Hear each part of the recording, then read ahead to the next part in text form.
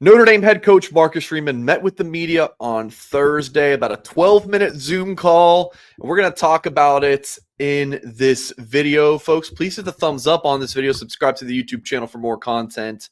And, of course, go to blueandgold.com. Your home for all things Notre Dame Fighting Irish football, recruiting, basketball coverage, the whole gamut. So we got Jack Sobel from Blue and Gold. I want to start with just real quick. I think we touched on this in the same video last week. I've noticed it since the NIU loss. Freeman in these press conferences is very short, to the point, business, let's talk ball, quick, and that's it. Like I think maybe before, in his first few years as a Notre Dame head coach, maybe be a little bit more expressive or whatnot. Am I crazy, Jack, or do you feel like he's just straight to the point? Let's talk about this real quick and let's move on.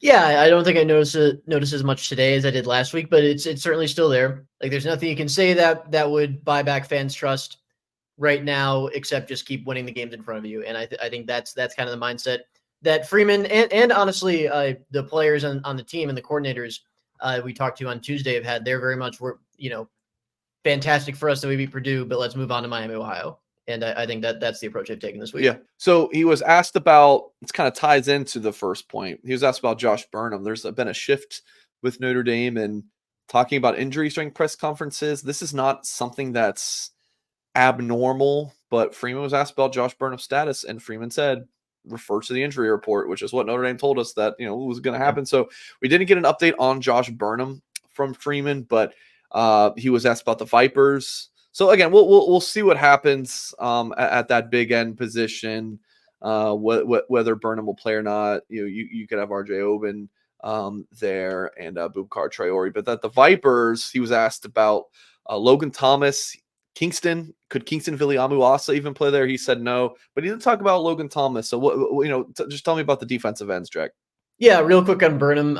From what I've been told, I'm not going to say never, but I would not get my hopes up about Burnham playing this week. I don't think anyone expects this to be a long-term injury, but obviously they know they're going to need him down the stretch. It's a long season, all that good stuff. But at Viper, he was asked specifically about KVA. He said, no, KVA is still a linebacker. Logan Thomas, I don't know if he'll play defense because they only played two Vipers when Botello was healthy and the game was close. They only played Botello and Traore.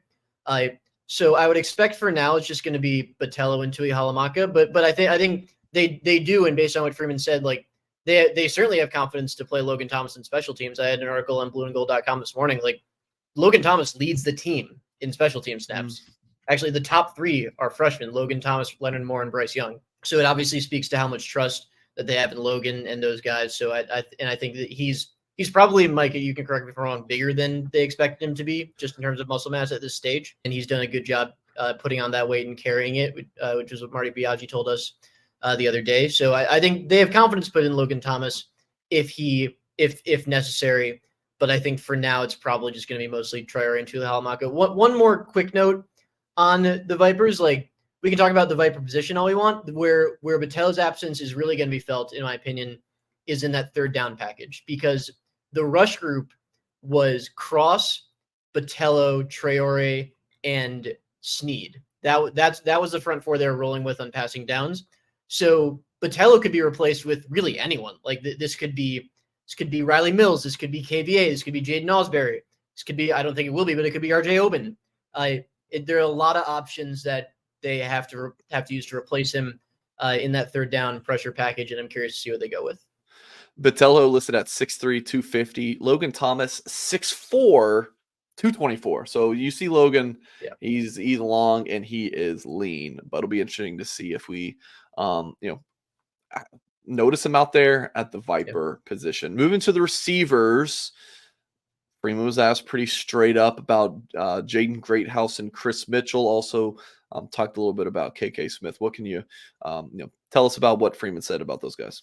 Yeah, so starting with Greathouse, he only played 12 snaps against Purdue, which raised some eyebrows, but the explanation he gave made sense. It was Notre Dame was going with a lot more 12 personnel early, which is one running back, two tight ends. They're even going with some 21, which is two running backs, or 22, which is two running backs, two tight ends, which decreased snaps for all the receivers, particularly ones like Greathouse, who make their money in the slot. And then he said Greathouse did a good job with his reps.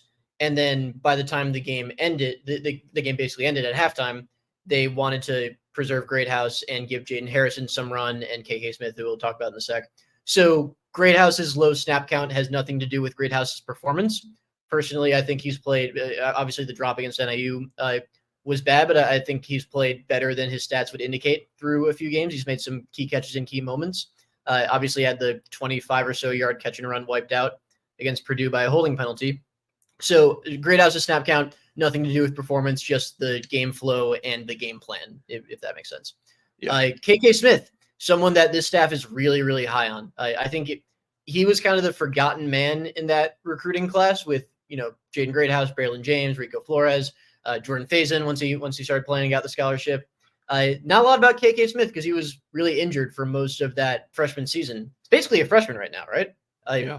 And from what we've heard, and some of the clips they've posted, like KK's deep speed is something they're really excited about. And Mike Denbrock dropped an unprompted Will Fuller comparison for KK, just the way he kind of glides down the field. He got a lot of snaps, I think 40 something in this game. They want him to be ready in case they need him for more than a few snaps when the game when the game's in question. And he played pretty well. He had a catch or two, I think, for modest yards, but played well as a guy they're really confident about. Lastly, Chris, and confident about as a long-term guy as well. Lastly, sure. Chris Mitchell, obviously his production's been very, very down. Great question by our Kyle Kelly, actually, because I think it needed to be asked. Freeman's explanation was essentially that Mitchell's lack of production is a product of the offense and the game plans and the lack of passing production in general, not Mitchell himself. Yeah. Whether we can take that at face value, who knows? Freeman is not one to throw individual players under the bus. In the case of, I should say, like in the case of someone like RJ Oben, he flat out said he's got to play better. So that was not the approach Freeman took with Mitchell's production. His stance is basically it's a product of the offense and things around him, not Mitchell himself. Yeah. You bring up a good point. Like these press conferences, sometimes you can't take things at face value. Sometimes you got to read them between the lines and be a little detective and try to figure things out. But I think with Chris specifically, I think there's a lot to take at face value there, and we see it on Saturdays when Notre Dame struggles to push the ball downfield. But there could be performance issues too. We don't know. The fact of the matter is, like, first of all, Mitchell and Riley Leonard don't appear to be completely on the same page at the moment. I think we've seen a couple low throws, late throws, and that could be the fault of either player, could be both. And just they've struggled pushing the ball downfield, like you said, and Mitchell is a deep threat. So naturally his production is going to suffer in that case. And luckily for Notre Dame, they have plenty of other options as well. 3:30 p.m. Eastern Time kickoff, Notre Dame hosting Miami of Ohio. You can find it on NBC or even Peacock. And we'll have coverage right here on our Blue and Gold YouTube channel leading up to the game, of course. Tons of videos throughout the week. And blueandgold.com is your home for all things Notre Dame, Fighting Irish football and recruiting coverage. If you have not done so yet, please subscribe to the website, blueandgold.com. $1 for 2 months when you use the promo code UND1. Please check that out, blueandgold.com. Appreciate you all for watching. Make sure you hit that thumbs up before you get out of here, and we'll catch you next time.